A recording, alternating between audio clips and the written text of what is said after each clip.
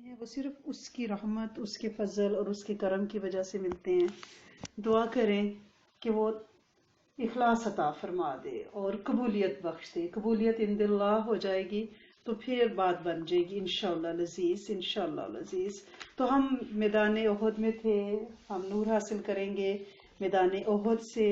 احد کے پہاڑ کے بارے میں نبی کریم صلی اللہ علیہ وسلم کا فرمان کا مفہوم ہے کہ احد کا پہاڑ مجھے بہت پیارا ہے۔ تو ہم میدان احد میں اترتے ہیں روز الحمدللہ رب العالمین۔ تو کل تک ہم یہاں تک بات کر رہے تھے کہ حضرت مؤصب بن عمیر جو کہ نبی کریم صلی اللہ علیہ وسلم کے ہم شکل تھے، جب ابن کما نے ان کو شہید کر دیا، وہ علم بردار بھی تھے، تو اس نے شور کر دیا کہ میں نے نبی کریم صلی اللہ علیہ وسلم کو خدا نخواستہ مار دیا ہے، تو لہٰذا لوگوں کے حوصلے بڑھ گئے اور مسلمانوں کے حوصلے وقتی طور پہ ڈاؤن ہو گئے۔ تو اس یعنی اعلان کے بعد مشرکین ایک فائدہ یعنی نقصان تو لگ رہا تھا ہوا ہے، لیکن اس سے ایک فائدہ بھی ہوا، کافروں نے جنگ سے ہاتھ کھینچ لیا۔ مشرکین نے، ان کا خیال تھا کہ جن کو ہم ختم کرنے آئے تھے ان کو تو ختم کر لیا، لہٰذا اب کیا فائدہ نا۔ یعنی یہی وہ لمحہ تھا جب آپ جو ہے ایک گروہ کے نے آپ کو گھیرا ہوا تھا، ادھر شہادت کی خبر اور ادھر جو ہے ایک گروہ آپ پہ اٹیک کر، کیونکہ انہیں پتا چل گیا تھا کہ آپ حیات ہیں۔ ادھر خواتین نے اور کچھ مردوں نے کیا کیا، انہوں نے لاشوں کا مسئلہ کرنا شروع کر دیا، مسلمان شہداء کی لاشوں کا۔ ان کا خیال تھا جان ختم ہو گئی ہے۔ تو نبی کریم صلی اللہ علیہ وسلم کے حکم کے تحت حضرت مؤصب بن عمیر کی شہادت کے بعد جھنڈا حضرت علی بن ابی طالب رضی اللہ تعالیٰ عنہ کو دیا گیا۔ انہوں نے جم کر لڑائی کی اور وہاں موجود جتنے بھی باقی صحابہ تھے انہوں نے بھی بہترین سرفروشی دکھائی ہے، اور بالآخر یہ امکان ہو گیا تھا کہ اللہ کے رسول صلی اللہ علیہ وسلم دشمن کے نرغے سے نکل کر ان کی صفیں چیرتے ہوئے صحابہ کی طرف آئے، راستہ بناتے ہوئے، اور آپ جو ہی آپ نے قدم بڑھایا تو صحابہ کرام نے آپ کو دیکھا تو سب سے پہلے کعب بن مالک، یعنی ادھر گروپ کو تو پتا تھا لیکن باقی میدان میں پتا نہیں تھا، کیونکہ اس وقت کوئی ویڈیو کیمراز، کوئی سرویلنس، کوئی مائک سسٹم کچھ بھی نہیں تھا کہ ایک طرف نبی کریم صلی اللہ علیہ وسلم کا گھیراؤ ہے، ادھر کہا جا رہا ہے کہ آپ کو شہید کر دیا گیا، ادھر کچھ لوگوں کو پتا ہے کہ آپ حیات ہیں کیونکہ آپ نے سب کو بلایا، تو کچھ کفار نے آپ کو سن لیا اور آپ پہ اٹیک کرنا شروع کر دیا۔ ادھر جب نبی کریم صلی اللہ علیہ وسلم اس گھیرے کو توڑتے ہوئے دشمن کے آگے بڑھے ہیں تو حضرت کعب بن مالک نے آپ کو سب سے پہلے پہچانا اور خوشی سے چیخ پڑے، مسلمانوں خوش ہو جو، یہ ہے رسول اللہ، یہ ہے رسول اللہ صلی اللہ علیہ وسلم۔ آپ نے انہیں اشارہ کیا کہ خاموش رہو، کہ مشرکین کو نہ پتا چل جائے کہ آپ اس مقام پہ ہیں، کیونکہ ان بدبختوں کا ٹارگٹ ہی آپ کو ختم کرنا تھا۔ انہیں احد سے یا انصار سے، مہاجرین سے کچھ دینا لینا نہیں تھا، ان کا ٹارگٹ ہی خدا نخواستہ ثم نعوذ باللہ آپ کا خاتمہ تھا۔ تو لہٰذا آپ نے اشارہ کیا کہ خاموش رہو، کہ مشرکین کو پتہ نہ چلے کہ آپ کس مقام پہ موجود ہیں، مگر ان کی آواز مسلمانوں کے کانوں تک پہنچ چکی تھی، مسلمان آپ کی پناہ میں آنا شروع ہو گئے اور تقریباً 30 صحابہ آپ کے گرد جمع ہو گئے۔ جب اتنی تعداد جمع ہوگی تو نبی کریم صلی اللہ علیہ وسلم نے پہاڑی کی گھاٹی یعنی کیمپ کی طرف ہٹنا شروع کیا پیچھے، کیونکہ آپ کو پتا تھا کہ اس وقت ہمارے سارے فوجی تتر بتر ہو چکے ہیں مجاہدین، تو لہٰذا آپ نے قدم پیچھے ہٹانے شروع کیے اس 30 صحابہ کے گروہ کے ساتھ۔ مگر چونکہ اس واپسی کے معنی یہ تھے کہ مشرکین کے نرغے سے مسلمانوں کو نکالنا، کیونکہ اب یہ تابڑ توڑ حملے ایک یعنی جو ڈسپلن وار ہے جس میں کہ صف بندی ہے، میمنہ، میسرہ، قلب، وہ اب سلسلہ ٹوٹ چکا ہے، تو اس وقت آپ نے وہ راستہ بنا کے، اور کفار نے بہت کوشش کی روکنے کی، وہ آپ کو کس طرح سے سیف سائڈ سے ایک سائڈ پہ ہونے دینا چاہتے تھے، لیکن اب مسلمانوں نے انتہائی شہزوری دکھائی ہے اس وقت، مٹھی بھر مسلمانوں نے، اور اسی اسنا میں مشرکین کا ایک اڑیل سا شہ سوار تھا عثمان بن عبداللہ بن مغیرہ، یہ کہتے ہوئے نبی کریم صلی اللہ علیہ وسلم کی طرف بڑھا کہ یا تو میں رہوں گا اور یا وہ رہے گا، نعوذ باللہ۔ ادھر نبی کریم صلی اللہ علیہ وسلم بھی دو دو ہاتھ کرنے کے لیے رک گئے، مگر مقابلے کی نوبت ہی نہیں آئی کیونکہ اس کا گھوڑا گڑھے میں گر گیا، اور اتنے میں حارث بن سما نے پہنچ کر اسے للکارا، یعنی حضرت حارث نے، اور اس کے پاؤں پر اس زور سے تلوار ماری کہ وہ وہی بیٹھ گیا، اور پھر اس کا کام تمام کر کے اس کے ہتھیار لے لیے. یعنی مسلمان ابھی بھی تابڑ توڑ حملے کر رہے ہیں اور کفار کے بھی اکا دکا جو ہیں وہ نبی کریم صلی اللہ علیہ وسلم کا راستہ روکنے کے لیے آ رہے ہیں کہ آپ پہاڑی کی طرف نہ جائیں. نبی کریم صلی اللہ علیہ وسلم کی خدمت میں حضرت حارث جو ہیں وہ اس کا سامان لے کے یعنی اس اڑیل کا عثمان بن عبداللہ کا آگے. مگر اتنے میں مکی فوج کے ایک دوسرے شہ سوار گنا جاتا تھا عبداللہ بن جابر، اس نے حضرت حارث بن سما پہ اٹیک کر دیا اور ان کے کندھے پر زور سے تلوار ماری اور صحابہ نے انہیں لپک کے اٹھا لیا. ادھر خطرات سے کھیلنے والے مرد مجاہد حضرت ابو دجانہ آ گئے. آپ کو پتا ہے نا، سرخ پٹی سر پہ باندھ لیتے تھے اور پھر وہ اکڑ اکڑ کے چلتے تھے نا، اور آپ صلی اللہ علیہ وسلم نے ان کو تلوار بھی اپنی عطا فرمائی ہوئی تھی. تو حضرت ابو دجانہ جنہوں نے آج سرخ پٹی باندھ رکھی تھی عبداللہ بن جابر پر ٹوٹ پڑے اور اسے تلوار ماری، اس کا سر اڑ گیا. اور اللہ کا کرشمہ دیکھیں اس وقت قدرت کا کہ اس خون ریز اور مار دھاڑ کے دوران مسلمانوں کو نیند کی جھپکیاں آ رہی تھی، اور قرآن نے اس کو بیان کیا ہے کہ اس وقت اونگ طاری ہو رہی تھی مسلمانوں پہ. وہ یعنی اللہ کی طرف سے امن اور اطمینان، وہ پاور نیپ، ٹھیک ہے نا، تاکہ تازہ دم رہیں. جو ہی ہم تھوڑا سا اگر آنکھ لگاتے ہیں اس کے بعد ہم فریش ہوتے ہیں نا. تو ابو طلحہ کا بیان ہے رضی اللہ تعالیٰ عنہ کا کہ میں بھی ان لوگوں میں سے تھا جن پر احد کے دن نیند طاری ہو رہی تھی، یہاں تک کہ میرے ہاتھ سے کئی بار تلوار گر گئی. حالت یہ تھی کہ وہ میری تلوار گرتی، میں اسے پکڑتا، پھر گرتی، پھر میں پکڑتا، پھر مجھے نیند کی اونگ آتی. اور لہٰذا یہ کہ جان بازی مسلمانوں نے انتہائی دکھائی اور ہٹتے ہوئے احد کے گھاٹی یعنی جو کیمپ تھا اس تک جا پہنچے، اور بقیہ لشکر بھی آہستہ آہستہ پیچھے یعنی ہٹنے لگا اور آپ کے پاس جمع ہونا شروع کر دیا. یعنی ایک طرف حضرت خالد بن ولید کی عبقریت تھی، نبی کریم صلی اللہ علیہ وسلم کی فوجی عبقریت اور برتری کے سامنے وہ چل نہیں سکی، ناکام ہو گئی. ورنہ تو ان کا جو ٹارگٹ تھا وہ حضرت ابو بکر صدیق، حضرت عمر، نبی کریم صلی اللہ علیہ وسلم، حضرت علی کرم اللہ وجہ تھے، اور اللہ کریم نے انہیں بچایا.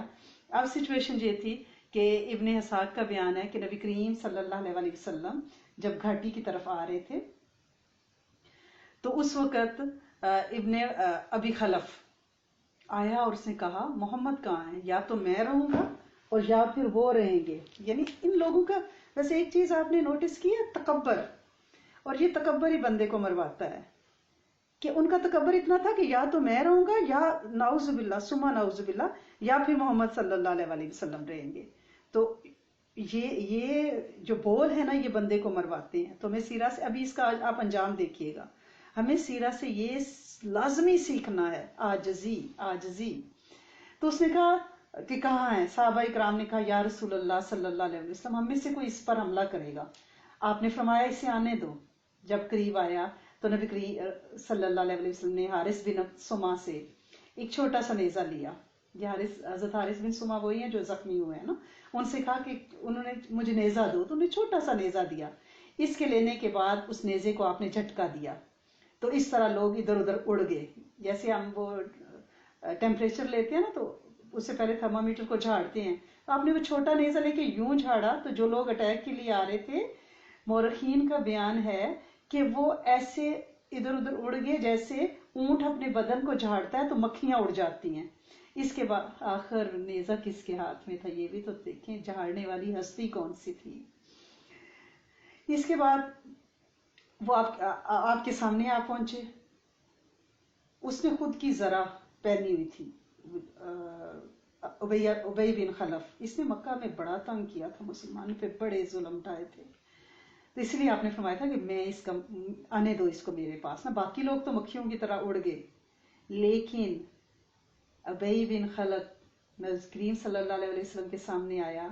دوری ذرا پہنی ہوئی تھی، کچھ دکھائی نہیں دے رہا تھا. ایک کونے سے اس کا حلق خالی تھا، گلا جیسے اوپر لوہے کی ٹوپی ہے، نیچے زرہ، تو درمیان میں گلے میں جگہ خالی تھی. آپ نے اسی پر ٹکا کر ایک نیزہ مارا کہ وہ گھوڑے سے کئی بار لڑک لڑک کے گرا. یعنی گرتا تھا پھر اٹھتا تھا، تڑپ رہا تھا. جب قریش کے پاس واپس بھاگا نا تو اس کی گردن میں بظاہر کوئی خراش نہیں آئی تھی، کوئی خون نہیں تھا جو بہتا. تو وہ کہنے لگا مجھے واللہ محمد صلی اللہ علیہ وآلہ وسلم نے قتل کر دیا. لوگوں نے کہا خدا کی قسم تم نے دل چھوڑ دیا ہے، ورنہ تمہیں واللہ کوئی چوٹ نہیں لگی. اس نے کہا وہ مکے میں مجھ سے کہہ چکا تھا میں تمہیں قتل کروں گا، اس لیے خدا کی قسم اگر وہ مجھ پہ تھوک بھی دیتا تو بھی میری جان چلی جاتی۔ اور بالآخر یہ اللہ کا دشمن مکہ واپس ہوتے ہوئے صرف کے مقام پہ مر گیا۔ مکے کا جو واقعہ ہے نا، شاید آپ کو یاد ہو، میں ایک دفعہ پڑھ چکی ہیں کہ ابئی کی ملاقات نبی کریم صلی اللہ علیہ وسلم سے ہوئی تھی، تو وہ آپ سے کہتا تھا اے محمد صلی اللہ علیہ وسلم، میرے پاس اود نامی ایک گھوڑا ہے، میں اسے روزانہ 3 سا 7.5 کلو دانہ کھلاتا ہوں، اسی پر بیٹھ کر میں تمہیں قتل کروں گا، نعوذ باللہ۔ تو جواب میں اللہ کے رسول صلی اللہ علیہ وسلم فرماتے تھے کہ بلکہ انشاءاللہ میں تمہیں قتل کروں گا۔ تو اس کے دل میں یہ بات تھی کہ آپ سچے ہیں، صادق اور امین ہیں، لیکن بدبختی دیکھیں، پتہ تھا سچے ہیں لیکن ایمان نہیں لائے۔ بھلا جو ہستی انسانوں کے ساتھ جھوٹ نہیں بولتی وہ رب کے نام پہ جھوٹ کیسے باندھے گی؟ لیکن ان کی بدبختی ہے یہ، اس لیے تو اس نے کہا نا کہ وہ مجھے کہتے تھے تو بات سچی ہے، کیونکہ وہ آپ کی بات کو سچ مانتے تھے۔ اسی طرح آپ نے ابو لہب کے بیٹوں کے بارے میں بھی پیچھے سنا ہے نا کہ وہ جب جنگل میں تجارت کرنے گئے تو راستے میں جنگل میں اتبا اور عتیبہ ٹھہرے، تو یہاں پہ پتا تھا ابو لہب کو کہ میرے بچوں کو آپ صلی اللہ علیہ وسلم نے کہہ دیا ہے کہ ان پہ کوئی جنگلی جانور مسلط ہو تو ان کو جانور پھاڑ کھائے گا۔ تو وہ قافلے والوں کو کہتا پھرتا تھا میرے بیٹوں کی حفاظت کرنا، دیکھو اونٹوں کا دائرہ بنا کے بیچ میں ان کو رات کو سلانا تاکہ ان تک کوئی درندہ نہ آئے۔ اور وہی ہوا، درندہ جو ہے، شیر جو ہے، اونٹوں کی کوہانے پھلانگتا ہوا آیا اور ان کو چیر کے گیا۔ تو اسے بھی پتا تھا، ابی بن خلف کو، اس لیے تو اس نے کہا نا کہ وہ مکے میں مجھے کہہ چکے ہیں کہ میں تمہیں قتل کروں گا، اس لیے خدا کی قسم اگر وہ مجھ پہ تھوک بھی دیتا تو میری جان چلی جاتی۔ یعنی اتنا سچا مانتے تھے پھر بھی ایمان نہ لائے، بدبختی ہے۔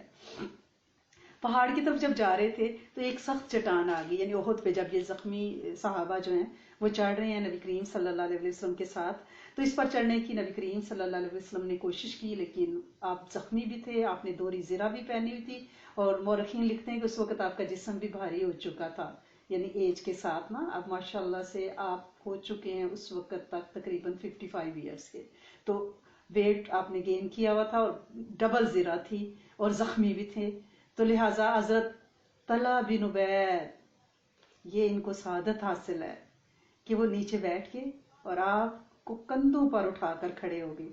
اس طرح آپ چٹان پر پہنچ کے آپ نے فرمایا طلحہ نے جنت واجب کر لی۔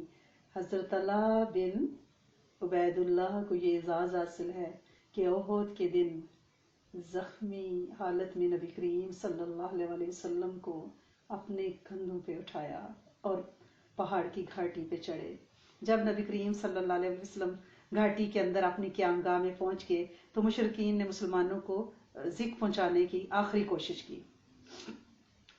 آپ گھاٹی کے اندر تشریف فرما ہے، ابو سفیان اور خالد بن ولید کی قیادت میں ایک دستہ اوپر چڑھنا شروع ہو گیا پہاڑی کے۔ نبی کریم صلی اللہ علیہ وسلم نے دعا کے لیے ہاتھ اٹھائے کہ اللہ یہ ہم سے اوپر نہ آنے پائیں۔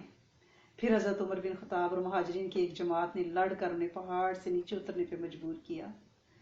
اور ایک اور بھی ہے واقعہ ہوا اس دن کے، مشرکین پہاڑ پر کچھ چڑھ آئے تو نبی کریم صلی اللہ علیہ وسلم نے حضرت سعد سے فرمایا ان کے حوصلے پست کرو، یعنی انہیں پیچھے دھکیل دو۔ تو انہوں نے کہا میں تنہا ان کے حوصلے کیسے پست کروں، کیونکہ سارے صحابہ زخمی ہیں، چھو رہے زخموں سے، تھک چکے ہیں۔ تو انہوں نے کہا کیسے؟ آپ نے یہ بات 3 دفعہ دہرائی حضرت سعد سے، ان کے حوصلے پست کرو، ان کے حوصلے پست کرو۔ بالآخر حضرت سعد نے اپنے ترکش سے ایک تیر نکالا اور ایک شخص کو مارا تو وہ وہیں ڈھیر ہو گیا۔ حضرت سعد کہتے ہیں کہ میں نے پھر وہی تیر لے لیا، اسے پہچان لیا یہ میرا ہی تیر ہے، اور میں نے تو آرام سے مارا تھا، بندہ مر گیا۔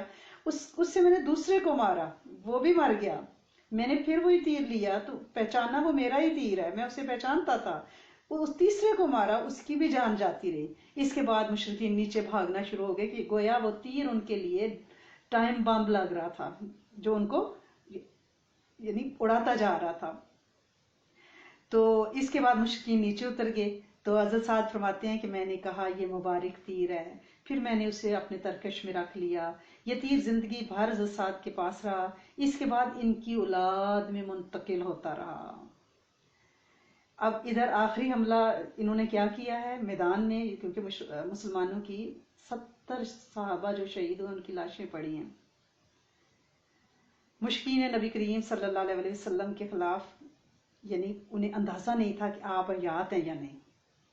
یقین ان کو تھا تقریباً، لیکن ابھی بھی ان کو شک تھا کہ کہیں آپ حیات نہ ہوں، یعنی انہیں خبر نہیں ہے.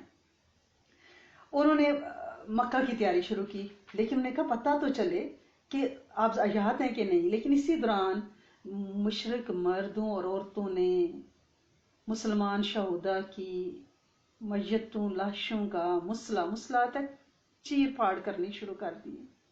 یعنی شہیدوں کی شرمگاہیں، ان کے کان، ان کے ناک کاٹ لیے، پیٹ پھاڑ دیے. ہند بن عتبہ نے حضرت حمزہ رضی اللہ تعالیٰ عنہ کا کلیجہ چاک کیا، منہ میں ڈال کر چبایا. اسے نگل جانا چاہتی تھی لیکن نگل نہیں سکی تو تھوک دیا، اور کٹے ہوئے کانوں ناک کو پازیب اور ہار بنا کے اپنے گلے میں ڈالے اور پاؤں میں ڈالے. ان کی روحیں تو جنت الفردوس میں علیین میں پہنچ چکی تھیں، لیکن ان لوگوں نے اپنی کم ظرفی دکھائی. پھر آخری وقت میں دو ایسے واقعات پیش آئے جس کا اندازہ لگانا مشکل نہیں کہ مسلمان آخری وقت تک جنگ لڑ رہے تھے. آخری وقت تک. حضرت کعب بن مالک کا بیان ہے کہ میں ان مسلمانوں میں سے تھا جو گھاٹی سے باہر تھے. ابھی کچھ سارے مسلمان تو گھاٹی میں نہیں نہ پہنچے، ایک گروہ گیا ہے، تو یہ باہر تھے. کہتے ہیں میں نے دیکھا کہ مشرکین کے ہاتھوں میں مسلمانوں کا مسلح کیا جا رہا ہے، چیر پھاڑ کر رہے ہیں. تو میں رک گیا. پھر میں کیا دیکھتا ہوں کہ ایک بھاری بھرکم مشرک جو ہے نا، زرہ ڈبل پہنی ہوئی ہے اور شہیدوں کے درمیان سے گزر رہا اور کہتا جا رہا ہے کٹی ہوئی بکریوں کی طرح ڈھیر ہو گئے، نعوذ باللہ. اور ایک مسلمان اس کی راہ تک رہا ہے کہ ادھر آ رہا ہے، میری طرف آنے دو. پھر وہ زرہ پہنے ہوئے آگے بڑھا اور کھڑے کھڑے مسلمان کہتے ہیں میں نا کافر اور مسلمان دونوں کو تولنے لگا کہ کون بھاری ہے. تو میں محسوس ہوا کہ کافر ڈیل ڈول ساز و سامان صحت کے لحاظ سے قد کے لحاظ سے بڑا ہے، تو یہ مسلمان کو دبوچ لے گا. میں دور کھڑا ہو کے اندازہ کر رہا ہوں. یہ حضرت کعب بن مالک سے روایت ہے صحیح بخاری میں. تو فرماتے ہیں کہ اب میں دونوں کا انتظار کرنے لگا. بالآخر دونوں میں ٹکر ہوئی. مسلمان نے کافر کو ایسی تلوار ماری کہ وہ پاؤں تک اسے چیرتی چلی گئی. مشرک دو ٹکڑے ہو کے گرا. تو پھر مسلمان نے اپنا چہرہ کھولا، اپنی ٹوپی اتاری تو کھولا اور کہا او کعب کیسی رہی؟ میں ابو دجانہ ہوں. سبحان اللہ سبحان اللہ. خاتمہ جنگ میں کچھ عورتیں، مسلمان عورتوں کے بھی اس جنگ میں بڑے کارنامے ہیں. وہ جب انہیں مدینہ میں اطلاع ملی کہ کچھ مسلمان واپس مدینہ کی طرف رخ کیا نا انہوں نے اس مار دھاڑ میں، تو وہ میدان میں پہنچی. عورتوں کو پتہ چلا تو وہ گھروں سے نکلی، میدان جنگ میں پہنچی. حضرت انس کا بیان ہے کہ میں نے حضرت عائشہ بنت ابی بکر رضی اللہ تعالیٰ عنہ، حضرت ام سلیم رضی اللہ تعالیٰ عنہ کو دیکھا کہ پنڈلی کی پازیب تک کپڑے چڑھائے پیٹھ پر پانی کے مشکیزیں لادے آ رہی ہیں اور زخمیوں کے منہ میں پانی ڈیل رہی ہیں، اور یعنی انہیں زخم دھو رہی ہیں، پانی پلا رہی ہیں. حضرت عمر کا بیان ہے کہ عہد کے روز حضرت ام سلیت رضی اللہ تعالیٰ عنہ ہمارے لیے مشکیزیں بھر بھر کے لاتی تھیں. انہی عورتوں میں حضرت بی بی ام ایمن بھی ہیں. انہوں نے جب شکست خوردہ مسلمانوں کو دیکھا کہ مدینے میں گھسنا چاہتے ہیں تو ان کے چہرے پر وہ مٹی پھینکنے لگی اور کہنے لگی سوت کاٹنے کا تکلا لو اور ہمیں تلوار دو. یہ وہی مثال ہے جیسے ہمارے یہاں کہتے ہیں نا کہ چوڑی لو اور تلوار دو. یعنی سوت کاٹنا عورت، عرب میں عورت کا خاص کام تھا، اور عورت کو اس کے لیے سوت کا تکلا یعنی عورتوں وہ پھرکی سی ہوتی ہے جیسے جس کے اوپر چڑھا ہوتا ہے دھاگا. ابن شام نے اس کی ڈیٹیل لکھی ہے اپنی سیرہ میں. تو وہ یعنی انہیں تانا دیا کہ چوڑیاں پہن لو نا. انہوں نے کہا کہ حضرت بی بی ام ایمن نے کہا، مٹی پھینکی ان کے منہ پہ کہ سوت کا کاٹنے کا تکلا لو اور ہمیں تلوار دو. اس کے بعد تیزی سے میدان جنگ پہنچی، زخمیوں کو پانی پلانے لگی. اس پر ہبان بن ارقا نے تیر چلایا حضرت بی بی ام ایمن پر. وہ گر پڑی اور ان کا ستر کھل گیا. اس پر اللہ کے دشمن نے زور سے کہکا لگایا. ابن حبان نے نبی کریم صلی اللہ علیہ وسلم پر یہ بات بڑی گراں گزری، کیونکہ حضرت بی بی ام ایمن کے بارے میں آپ کا ارشاد ہے کہ کسی نے جنتی عورت دیکھنی ہو تو اس کو دیکھ لو، یہ میری ماں جیسی ہے. کیونکہ حضرت بی بی ام ایمن نبی کریم صلی اللہ علیہ وسلم کو وراثت میں ملی تھی. یعنی یہ حضرت عبداللہ کی خادمہ تھیں اور پھر آپ نے انہیں آزاد کیا لیکن وہ آپ کے پاس ہی رہیں، اور پھر حضرت زید سے ان کا نکاح ہوا طویل العمر، اور آپ کے گھر میں 24/7 آپ کی خدمت پہ رہتی تھی، پالا تھا آپ کو. تو آپ کو بڑا غصہ آیا کہ دشمن کے اس کہکے پر آپ نے حضرت سعد بن ابی وقاص کو ایک تیر دے کر فرمایا اسے چلاؤ. حضرت سعد نے چلایا تو وہ تیر حبان کے حلق میں لگا اور وہ چت گرا اور اس کا ستر بھی کھل گیا. اس پر نبی کریم صلی اللہ علیہ وسلم اس طرح ہنسے کہ جڑ کے دانت دکھائی دینے لگے. فرمایا سعد نے ایمن کا بدلہ چکا لیا، اللہ ان کی دعا قبول کرے. تو یہ سلسلہ بھی جاری ہے. کل انشاءاللہ ہم یہاں سے گھاٹی کے میں جو مسلمان نبی کریم صلی اللہ علیہ وسلم کی معیت میں ہیں ان کے بارے میں انشاءاللہ ہم پڑھیں گے. آیات باقی تو بات باقی، اور اللہ کریم اس پڑھنے کی تاثیر ہمیں، ہماری نسلوں کو، اور انشاءاللہ قیامت تک جنوں انس کو عطا فرمائے، ہم سے اس عمل کو قبول کر لے. اگر اس میں کوئی غلطی، کوئی ادب ہو گئی ہے تو اسے معاف فرما دیں.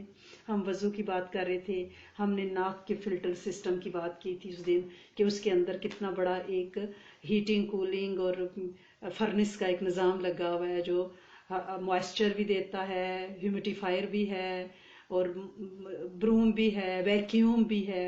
اللہ پاک نے اسے 1 انچ کی ناک کے اندر اتنا کچھ رکھ دیا ہے، سبحان اللہ. تو آج ہم چہرے کو دیکھتے ہیں کہ جب ہم وضو کرتے ہوئے چہرہ دھوتے ہیں تو اس میں کیا حکمت پوشیدہ ہے. مختصراً یہ کہ جب پانی چہرے پہ بار بار ڈالا جاتا ہے تو چہرے پہ لچک پیدا ہوتی ہے، جلد نرم ہوتی ہے. اللہ پاک اس میں نور پیدا فرماتے ہیں، اور دوران خون کم یا زیادہ ہو تو وہ بیلنس ہو جاتا ہے، بلڈ سرکولیشن.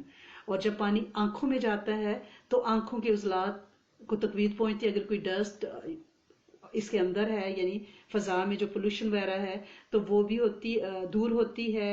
ڈھیلے کی سفیدی اور پتلی پر چمک اللہ پاک غالب فرما دیتے ہیں، اور اس کی آنکھوں کو پرکشش وضو کرنے والے کو بنا دیتے ہیں. اور جو ہماری بھووں پہ پانی پڑتا ہے تو پانی موئسچر جب اس میں رہتا ہے تو یہ بندے کو برین ہیمریج سے بچاتا ہے.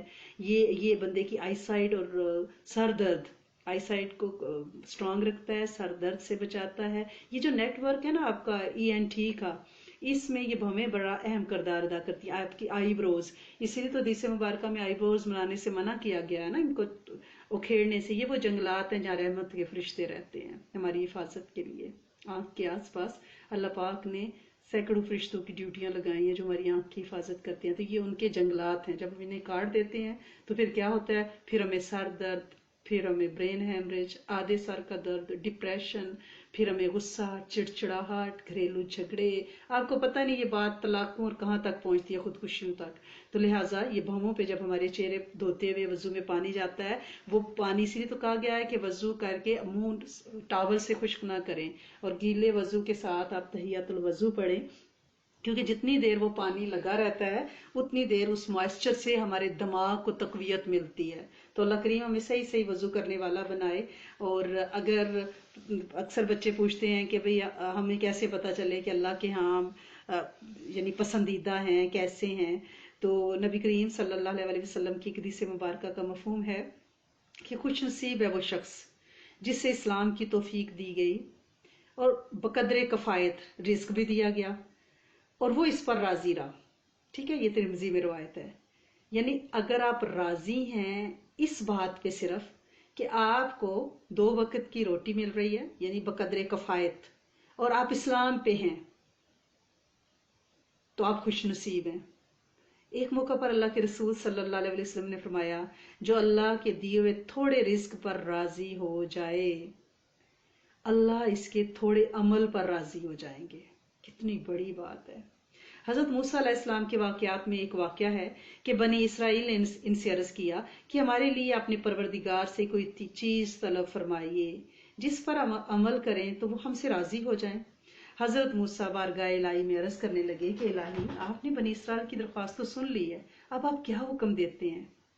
تو اللہ کریم نے جواب مرحمت فرمایا کہ اے موسیٰ، ان سے کہو کہ وہ مجھ سے اور میرے فیصلوں سے راضی رہیں، میں ان سے راضی رہوں گا. یہی بندے کا مقام ہے. راضی بے رضا اگر آپ رہتے ہیں تو ایک دفعہ حضرت جابر بن عبداللہ سے روایت ہے جس کو حاکم نے بھی نقل کیا ہے کہ نبی کریم صلی اللہ علیہ وسلم نے فرمایا، جو اللہ عز و جل کے نزدیک اپنا مقام جاننے کا آرزو مند ہو، یعنی چاہے کہ دیکھے کہ اللہ کے یہاں کیا مقام ہے، تو اس کو دیکھنا چاہیے کہ وہ اللہ پاک کا اس کے نزدیک اور اس کی زندگی میں کیا مقام ہے. یعنی ہر بندے کو اس کے مقام پر اللہ رکھیں گے قیامت کے دن. جس مقام پر بندے نے اللہ کو رکھا क़यामत के दिन अल्लाह भी उसे उसी मुकाम पे रखेंगे। अगर अल्लाह हमारी प्रायोरिटी बन जाए, हर बात में हम ये देखें कि ये काम जो मैं करने जा रही हूँ ये अल्लाह को पसंद है या नहीं। जब हमारी प्रायोरिटी अल्लाह होंगे, हमने अल्लाह को मुकाम दिया, तो यकीनन अल्लाह करीम से ज्यादा कदरदान कौन हो सकता है। वो भी हमें इंशाअल्लाह क़यामत के दिन अपने खास मकामात में से सखावत करते हुए अपनी रहमत की वजह से अता फरमाएंगे बेहतरीन मुकाम। आज नबी करीम सल्लल्लाहु अलैहि वसल्लम के खाने पीने के हम तज़किरे कर रहे थे, अल्हम्दुलिल्लाह रब्बिल आलमीन। तो आजकल क्योंकि इफ्तारी पे फ्रूट चाट तकरीबन हर घर में ही बनती है, तो हम कुछ ऐसे फ्रूट्स का जिक्र करते हैं जो आप सल्लल्लाहु अलैहि वसल्लम को पसंद थे। अंजीर। हजरत अबू ज़र ग़िफ़ारी फरमाते हैं कि आप सल्लल्लाहु अलैहि वसल्लम को अंजीर का एक तबक यानी एक ट्रे हदिया पेश किया गया। आप सल्लल्लाहु अलैहि वसल्लम ने साहब से फरमाया कि खाओ, अगर मैं कहता कि जन्नत में से कोई मेवा उतारा गया है तो अंजीर के मुतालिक कहता, ये बवासीर और नकरस के लिए नाफे है। तो आप फ्रूट चाट में अंजीर को छोटे छोटे टुकड़े करके डालें, और जब आप इस पे ऑरेंज जूस डालेंगे फ्रूट चाट पे या फ्रूट का अपना जो जूस होगा, तो वो इसमें अब्जॉर्ब हो जाएगा। तो ये इतनी सॉफ्ट, इतनी लजीज होगी अंजीर, जो जूस में वो डिप होके, और जो मॉइस्चर इसमें आएगा, गीलापन आएगा, तो इंशाल्लाह ये आपके लिए सेहत के लिए भी और इफ्तारी में आपको मुकव्वी भी करेगी। फिर अंगूर। हजरत नुमान बिन बशीर फरमाते हैं कि नबी करीम सल्लल्लाहु अलैहि वसल्लम की खिदमत में ताइफ के अंगूर हदिया पेश किए गए।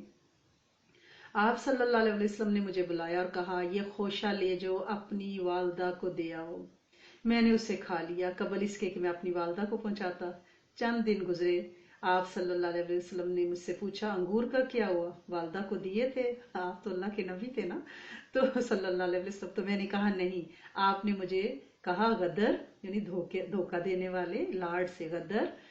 हजरत अब्दुल्लाह बिन अब्बास से मरवी है कि मैंने नबी करीम सल्लल्लाहु अलैहि वसल्लम को देखा कि खोशा से अंगूर खा रहे थे।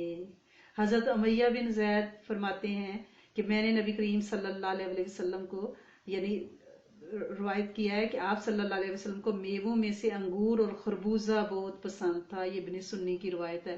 तो ये जब आप अंगूर अपने फ्रूट चाट में डालें तो ये याद किया करें कि ये नबी करीम सल्लल्लाहु अलैहि वसल्लम की मरगूब गज़ा है, और कुरान में सूरत रहमान में जिक्र है अनार और अंगूर का। हजरत आयशा फरमाती हैं कि अंगूर बेहतरीन फल है और मुहब्ब लुदनिया में से है। और एक रवायत में ये भी मनकूल है कि आप सल्लल्लाहु अलैहि वसल्लम ने अंगूर को रोटी के साथ भी नोश, जौ की रोटी के साथ नोश फरमाया। फिर किशमिश, ये भी फ्रूट चाट में डाली जाती है, और ये सूखी हुई शक्ल है अंगूर की। हजरत साबित बिन अनस फरमाते हैं कि आप सल्लल्लाहु अलैहि वसल्लम हजरत साद बिन अबादा के घर दाखिल हुए। उन्होंने आपके सामने किशमिश पेश की, आप सल्लल्लाहु अलैहि वसल्लम ने खाई और फिर ये दुआ पढ़ी, अकल तुआमुकुम अबरारा वसल्लत अलैकुम मलाइकाता वफ्तरिंदकुम साइमून। और अनार, ये भी जन्नत का फल है। आपने जब अनार इस्तेमाल करना है, हर, ये भी रवायत है ना कि हर अनार में एक जन्नत का बीज जरूर होता है, तो अनार को इज्जत इकराम से खाना चाहिए। रवायत में है कि अरफा के दिन आप सल्लल्लाहु अलैहि वसल्लम की खिदमत में अनार भेजा गया। हज के दिन आप सल्लल्लाहु अलैहि वसल्लम ने उसे खाया। हजरत अली का कौल है, अनार खाओ, इससे मैदे की सफाई होती है। सौंठ, ये सौंठ क्या है? ये जिंजर की ड्राई शक्ल है, सूखी हुई जो अदरक है। हजरत अबू सईद खुदरी से रवायत है कि नबी करीम सल्लल्लाहु अलैहि वसल्लम की खिदमत एकदस में हिंदुस्तान के राजा ने एक घड़ा भेजा, जैसे जार ना वो मर्तबान सा घड़ा भेजा जिसमें सौंठ थी। आप सल्लल्लाहु अलैहि वसल्लम ने इसमें से हर एक को खिलाया और हमें भी। इसमें ये तो नहीं लिखा हुआ कि आपने भी खाया, लेकिन आपने सहाबा को खिलाया।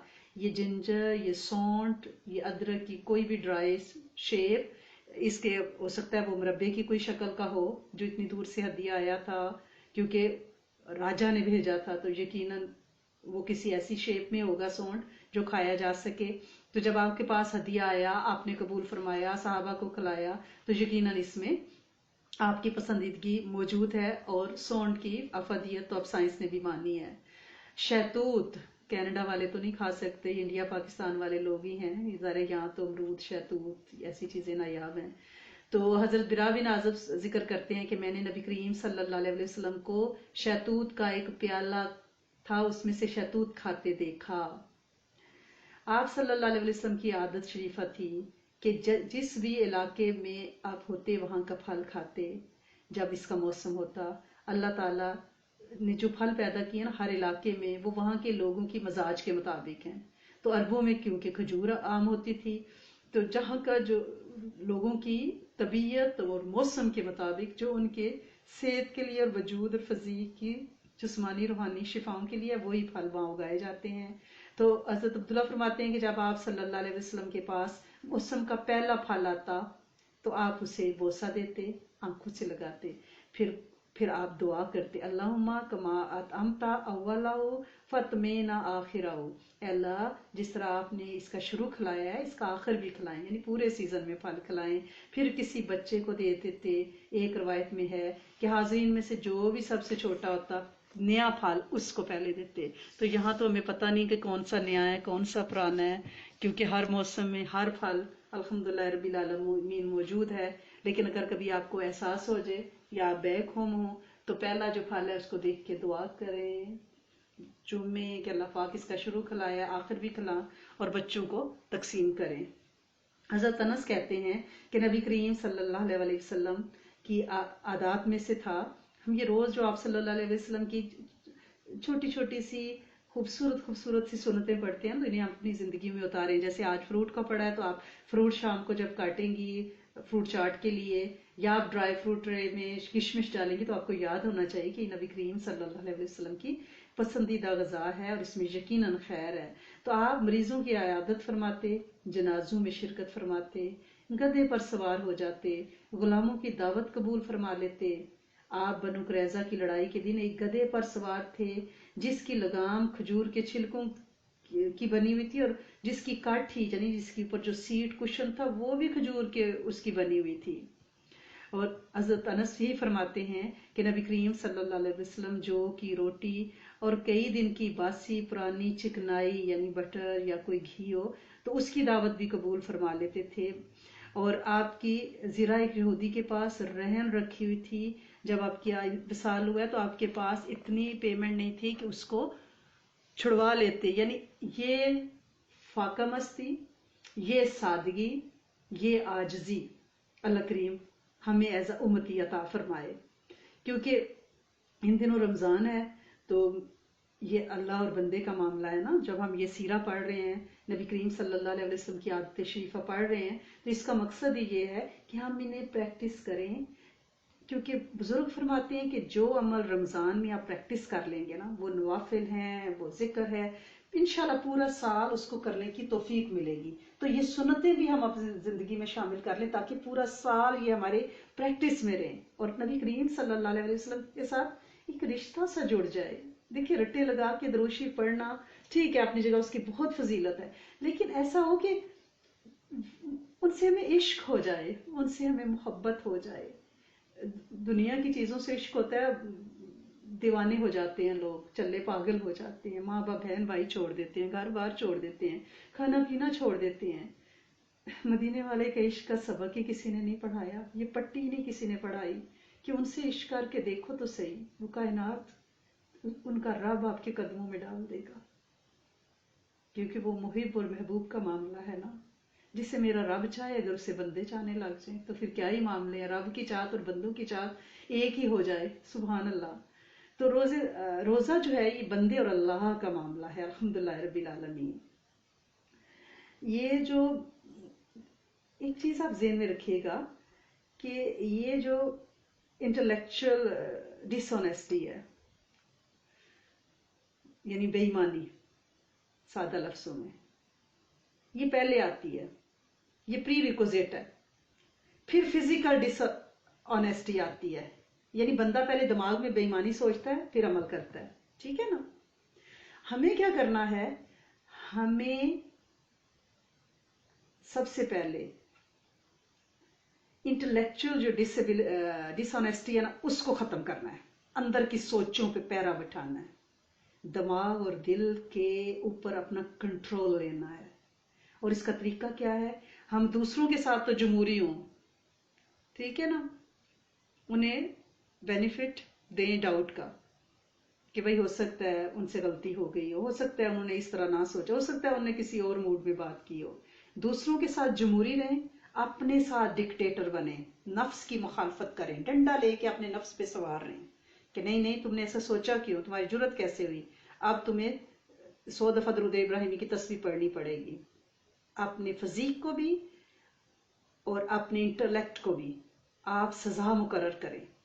یہ چیز ذہن میں آپ یہ جملہ رکھیے گا کہ دوسروں کے ساتھ جمہوری، اپنے ساتھ ڈکٹیٹر، یعنی نفس کی مخالفت. کیونکہ یہ عبادت محض ریچول نہیں ہے، تسبیحات تک محدود نہیں ہے، یہ اوور آل ڈیولپمنٹ ہے. اخلاقیات، تصوف. اور تصوف پتہ ہے، تے سے توبہ، سواد سے صفائی، واو سے وافق کی عشق، فے سے فنا فی اللہ. یہ چیزیں کیا ہم میں آئی ہیں؟ اور اسلام ٹوٹل پیکیج ہے. ایسا نہیں ہے کہ کچھ حصہ ہم اختیار کریں اور کچھ کو چھوڑ دیں. نہیں، اس کو as a whole total package لینا ہے اور اپنی اوور آل ڈیولپمنٹ کرنی ہے. کیونکہ ہمیں گھر میں صفائی پسند ہے، ٹھیک ہے، دل کے آئینے کو بھی صاف رکھنا ہے. جب اس پہ علائشیں نہیں ہوں گی نا، پھر یہ دل بنتا ہے ایکچولی. تو دل کے بنانے پہ بھی محنت کرنی ہے. نماز کے بنانے پہ بھی کل محنت کی بات ہے، دل کے بنانے میں. اور روزہ اس کی پہلی پریکٹس ہے کہ رب کے ساتھ مشابہت. وہ کھانے پینے سے پاک، ہم بھی ان دنوں کھانے پینے سے پاک ہیں. اور یہ دوسروں کے گلے شکوے کرنے سے دل سخت ہو جاتا ہے. اور پھر اس پہ یعنی جب سخت ہو جاتا ہے نا، تو پھر اس پہ محبت کی فصل کبھی نہیں اگتی، یہ ویران ہو جاتا ہے. اس کو محبت کرنا آتا ہی نہیں ہے. اس لیے پلیز کم سے کم رمضان میں گلے شکوے نہیں، ٹھیک ہے نا. اور جب لوگ کرتے رہے، آپ کہتے ہیں لوگ کرتے تو ہم جوابی کارروائی کرتے، لوگ کرتے رہے. جب دل لوگوں کی باتیں سہ سہ کے نا، زخم سہ سہ کے گداز ہو جاتا ہے نا، اس پہ اچھی فصل اگتی ہے، پھر علم لدنی ملتا ہے، ٹھیک ہے نا.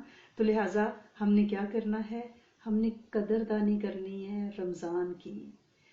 کیونکہ اللہ پاک نے راتوں راتوں کی جو عبادتیں رکھی ہیں نا، افطاریاں، سحریاں، قیام اللیل، تراویح. اب دنیا میں کوئی نائٹ شفٹ کرتا ہے تو اس کو ڈبل الاؤنس ملتا ہے نا. اللہ پاک نے یہ نائٹ شفٹ لگائی ہوئی ہے، اس میں ڈبل کیا 70 گنا مزدوری دیتے ہیں. بندہ خوش ہو جائے، راضی ہو جائے. لیکن ہمیں پتہ نہیں ہے، یہ ہیرا ہے ہمارے پاس، ہم ہیرے گراتے جا رہے ہیں. جیسے بچے کو پتہ نہیں ہے کہ یہ ڈائمنڈ ہے، وہ پھینکتا جائے گا پھینکتا جائے گا، ماں پٹے گی، اوئے اوئے وہ تو اتنے قیمتی تھے تو نے گرا دیے. ہمارے ساتھ یہی ہو رہا ہے، ہمیں ان ہیرے جیسے رمضان کی قدر نہیں ہے. تو اللہ پاک سے دعا کرتے ہیں کہ اللہ کریم ہمیں قدردانی رمضان کی عطا فرمائے.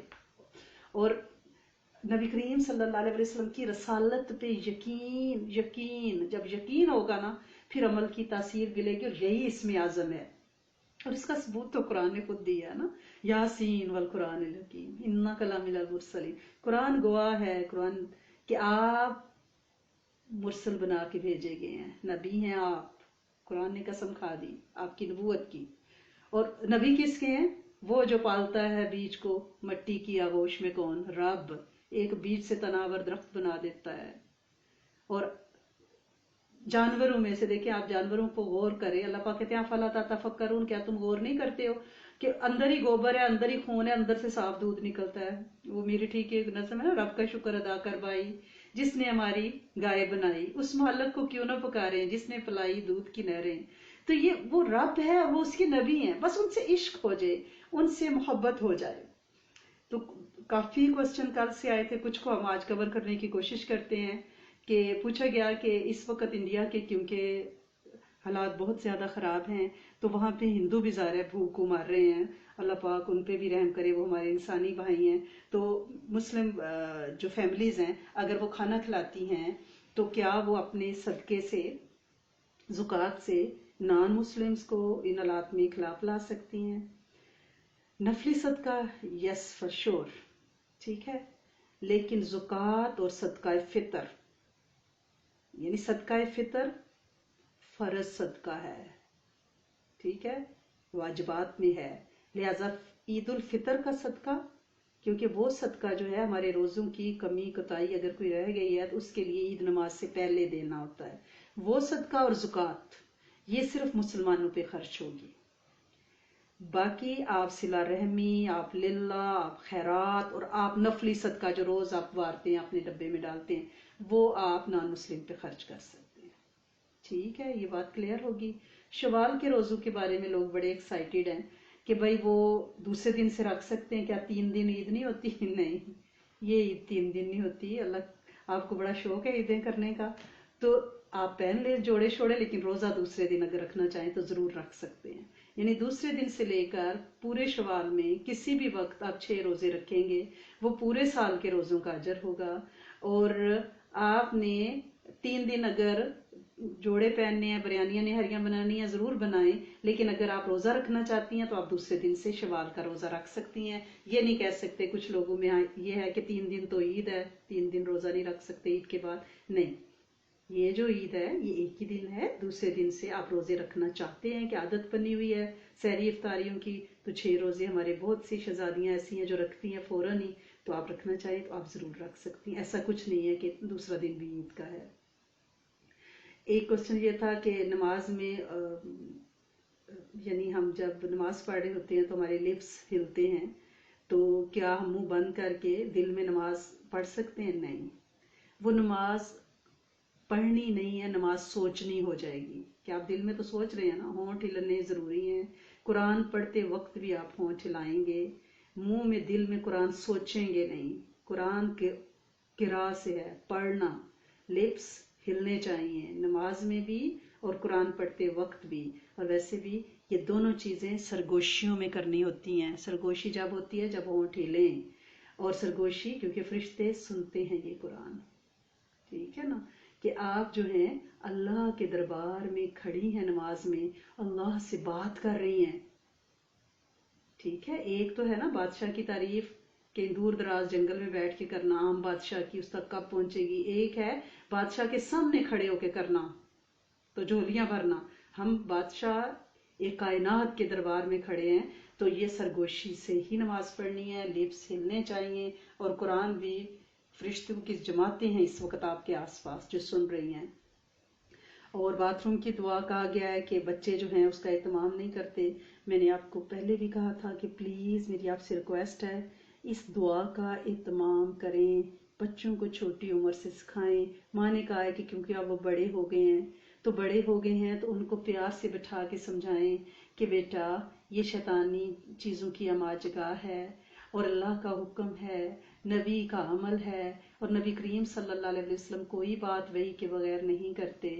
आप ये दुआ लिख के अपने वॉशरूम के बाहर दीवार पे लगाएं, और ताकि वो एक रिमाइंडर रहे। और जब बच्चे वॉशरूम की तरफ रुख करें तो आप जोर से खुद दुआ पढ़ें, इंशाल्लाह उनकी प्रैक्टिस हो जाएगी। हदीस मुबारक का मफहूम है कि जब बंदा वॉशरूम की दुआ पढ़ के अल्लाहुम्मा इन्नी आऊज़ु बिका मिनल खुबुसी वल खबाइस चाहता है, अपना बायां पैर बाथरूम में रखता है, उसके और शैतानी चीज़ों के दरमियान, शैतानी जिन्नात के दरमियान पर्दे हायल कर दिए जाते हैं, वो उसके शर्म भरम को नहीं देख सकते।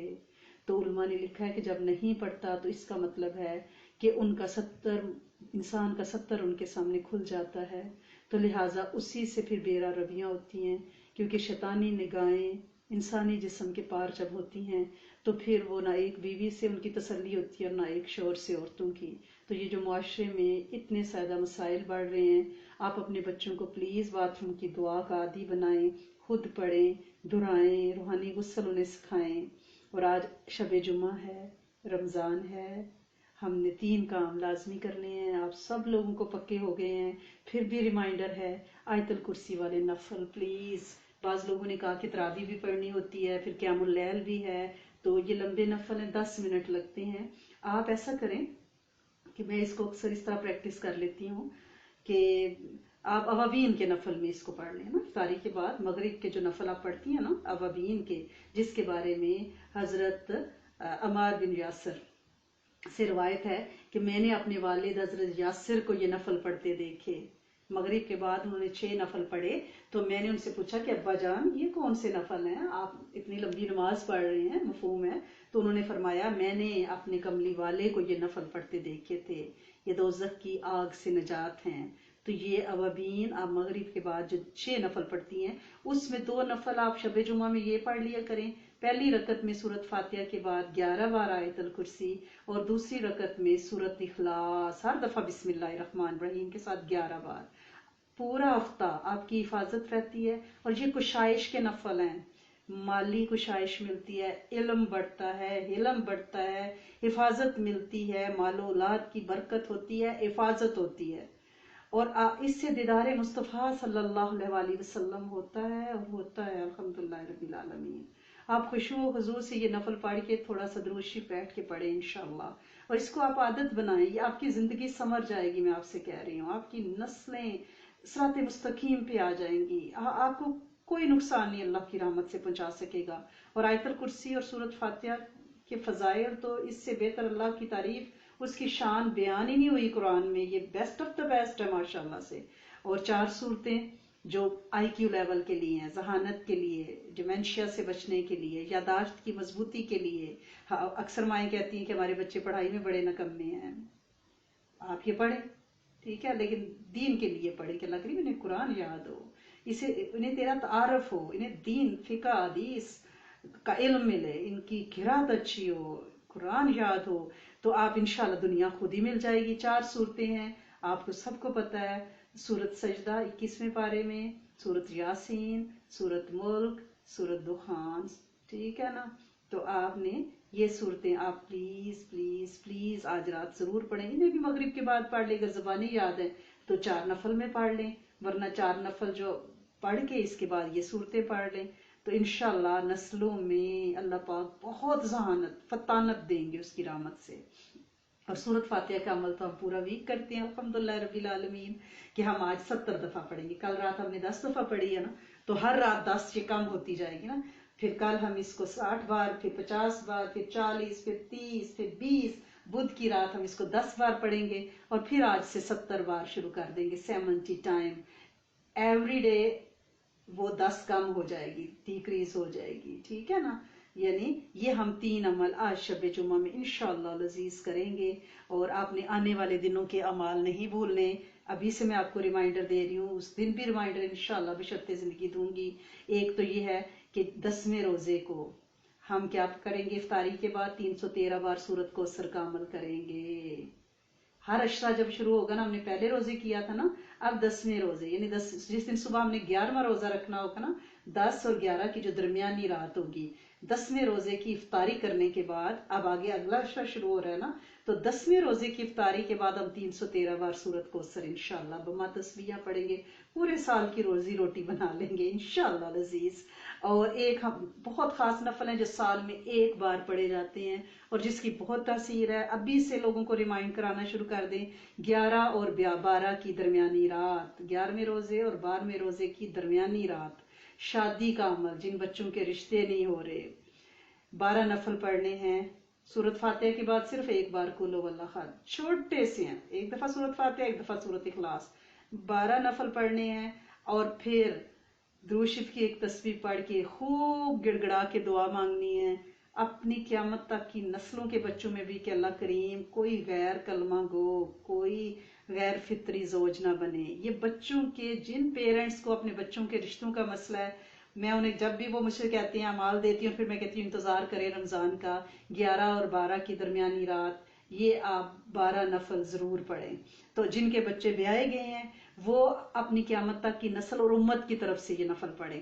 انشاءاللہ نسلوں میں اللہ پاک شادیوں کی رکاوٹیں نہیں. جو پچھلے سال جن لوگوں نے پڑھے تھے الحمدللہ رب العالمین، صرف 3-4 بچے ایسے ہیں جن کی میرے پورے حلقہ احباب میں سے جو الحمدللہ رب العالمین وسیع ہے اللہ کی رحمت سے اور سوالین کا حلقہ ہے. میں اپنے بارے میں تو نہیں کچھ کہہ سکتی، لیکن اللہ کریم نے اس بارے میں مجھے بہت امیر کیا ہے کہ مجھے اتنے پیارے دیندار لوگوں سے ملایا. اللہ پاک ان کی زندگیوں، علم، حلم، سجدوں، تسبیحات میں انشاءاللہ مال اولاد میں برکت بھی ڈالے اور کفایت بھی ڈالے اور ان کی برکتوں میں برکتیں انشاءاللہ ڈال دے.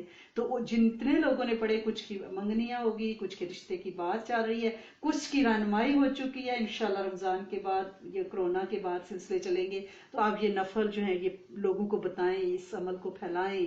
سمپل سے ہیں 12 نفل، ہر رکعت میں سورت فاتحہ اور ایک دفعہ قل هو اللہ احد، دیٹس اٹ. 11ویں اور 12ویں درمیانی رات، بھولے گا اس لیے نہیں کہ 12 ہی نفل ہیں اور 11-12 کی درمیانی رات ہی پڑھنے ہیں، اور صرف رمضان میں یہ سال میں ایک رات ہی آتی ہے۔ آپ اپنے بچوں سے بھی کہیں کہ جن کی شادیاں بھی نہیں ہوئی وہ خود کریں، بچیاں خود کریں، اور اپنی نسلوں کے لیے کریں، امت کے لیے کریں، انشاءاللہ آپ کی نسلوں میں بہترین رشتے ہوں گے۔ اللہ کریم اس عمل کو بھی انشاءاللہ قبول فرمائے۔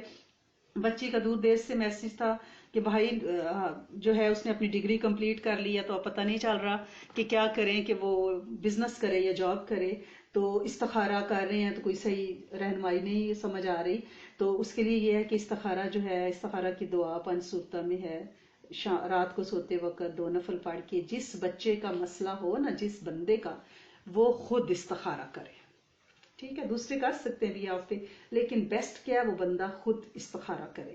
اور پھر اس کے لیے مختلف دعائیں ہیں، لیکن میں آپ کو یہ کہوں گی کہ اگر آپ ایک دعا ہے، یا علیم و علمنی، یا خبیر و اخبرنی، یا وہاب و حبلی من اسرار الدنیا والآخرات، یہ پڑھتا پڑھتا سو جائے۔ نفل پڑھنے کے بعد آپ نے استخارہ کی مصنون دعا پڑھی، پھر اس کو پڑھتے پڑھتے سو جائیں کہ علم والے مجھے بتا، یا خبیر و اخبرنی، یا خبریں رکھنے والے مجھے خبر کر دے، یا وہاب و حبلی، اے عطا فرمانے والے مجھے عطا فرما کیا؟ اسرار الدنیا والآخرہ، دنیا اور آخرت کی بلائیوں کے رموز و اسرار۔ تو اس دعا میں بہترین رہنمائی ہوتی ہے۔ یا پھر آپ سوتے میں لیٹے وقت کچھ دیر کے لیے آپ سورت کہف کی آیت نمبر 10، ربنا آتینا من لدنک رحمتا وہی لنا من امرنا رشدا، کہ اللہ صحیح راستے کی طرف رہنمائی فرمائیں، ٹھیک ہے؟ صحیح راہ کھولیں۔ یہ بھی استخارہ کے لیے آپ لیٹے لیٹے پڑھ سکتی ہیں، یعنی 2 نفل اور استخارہ کی مسنون دعا آپ نے پڑھی، جب آپ بیڈ پہ لیٹی تو آپ تھوڑی دیر علام نشرہ پڑھ لیں۔ تو اس میں یہ نہیں ہے کہ خواب آئے کہ ایک بزنس آفس ہے اور آپ بیٹھے ہوئے ہیں، یا ایک جو ہے آپ جاب کر رہے ہیں، نہیں، ایسا نہیں ہے۔